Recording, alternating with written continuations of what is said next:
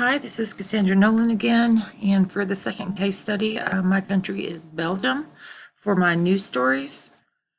The first news story is Divided Belgium, Greens, Socialists, and Nationalist parties struggle to form a government. The second is Belgian man charged with terror attack plot on U.S. Embassy. And the third is the 2019 Belgium federal election results, conventional parties lose ground.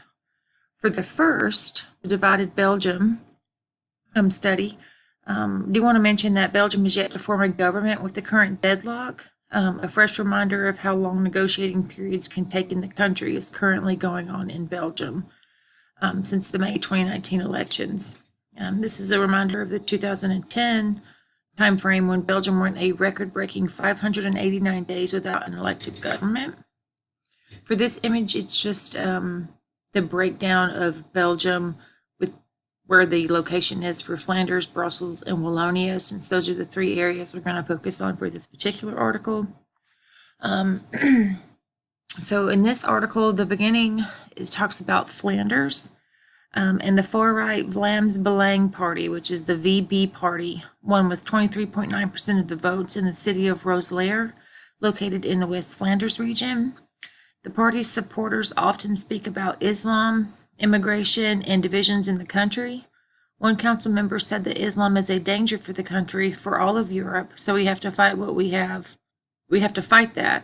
We have to fight Islam, but in a democratic manner, not with guns or violence. Another VB member said people's perceptions of his party are incorrect. He states, "I'm not a Nazi, I'm not a fascist. I'm not any of these things that we are called. In fact, what we do is put our people first." Also, many VB supporters don't see a future in Belgium as a country and would like to see Flanders as a country of its own. Flanders in the upper area there of Belgium. VB is calling to stop giving subsidies in poor municipalities and declaring independence, comparing being a part of Belgium akin to being in a bad marriage. Alternatively, the Green Wave, which is in Brussels, there in the center, in the Brussels capital region, the Greens emerged as the leading political force in regional elections in May. And it's the first time the environmentalists have performed so strongly. Citizens in the Belgian capital have been instrumental in the swing towards green politics. And in a shared garden outside an apartment, families of all walks of life were able to use the compost heap. All neighbors pitched in and benefited from the fruits of their labor. And the garden's success is not just measured by its growing ability, but also by the capacity to bring people together. Sorry. You should try it. You'll see that food can bring us together. Often we don't speak the same language, but we swap recipes and we can say how this vegetable is used where I'm from. Why don't you try it? It's true that it creates links between people, making them closer, said Wirt, a member of the Greens. We are openly for living together that doesn't fear the other, the foreigner, those who don't look like us, and we are more towards openness and tolerance.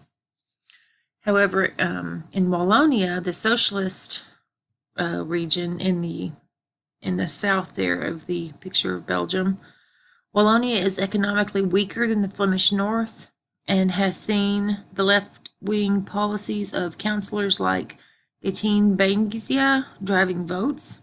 At a social level, the city is filled with poverty. Many people have difficulties, and so their main concern is to find funds to redevelop their city.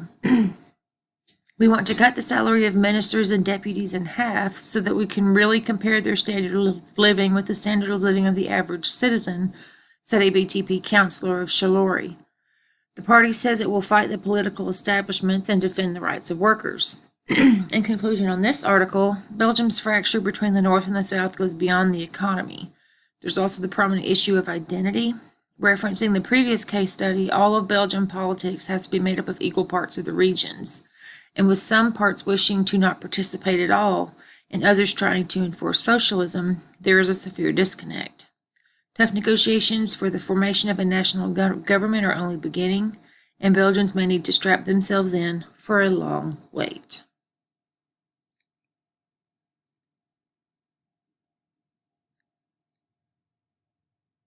For Article 2, Belgian man charged with terror attack plot on U.S. Embassy. For this article, a man tried to launch a terrorist attack on the U.S. Embassy in Belgium. Prosecutors said the man was arrested in Brussels over the weekend as anti-terror police acted on information suggesting an attack could be imminent. The suspect was only identified by his initials, MG, and was charged with planning and attempting to carry out an attack in a terrorist context and preparing a terrorist offense. Belgian state broadcaster RTBF said the man who denies the allegations had been under police surveillance for some time. It said he was recently spotted acting suspiciously near the embassy.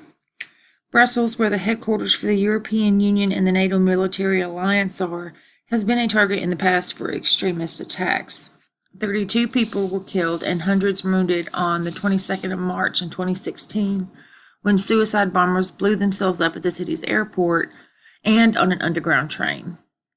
Several extremists involved in other attacks around the world have lived or stayed in Brussels. Perhaps this type of incident is what has further instilled the beliefs of parties like the VB and their desire to prevent immigration and refugees from coming into Flanders, Belgium, and also leading to a further rift between those in the Belgian government. For Article 3, it's 2019 Belgian federal election results. Conventional parties lose ground. And this is a diagram basically of the election results with the abbreviations for the different parties and how they were voted for. This article is full of mostly statistics that I'll not bore you with, but to sum it up, in relation to the aforementioned politics of Belgium from Case Study 1 and the previous articles, in the prior parliament, the government was formed by the MR, Christian Democratic and Flemish CD&V, and the Open Flemish Liberals and Democrats, Open VLD. They had only 52 seats out of 150, putting that same group together now after the elections would only add up to 38 seats, which would be nowhere near enough to form a government. A group still needs 54 or more for some sort of stability in the Belgian government, and as of the date of this article, it had not been decided upon, and currently they are running without a government once again. For the references, these are the websites that you can go to look further into these articles. The first one also has a YouTube link because there is a video embedded in it that is actually pretty interesting if you'd like to watch it.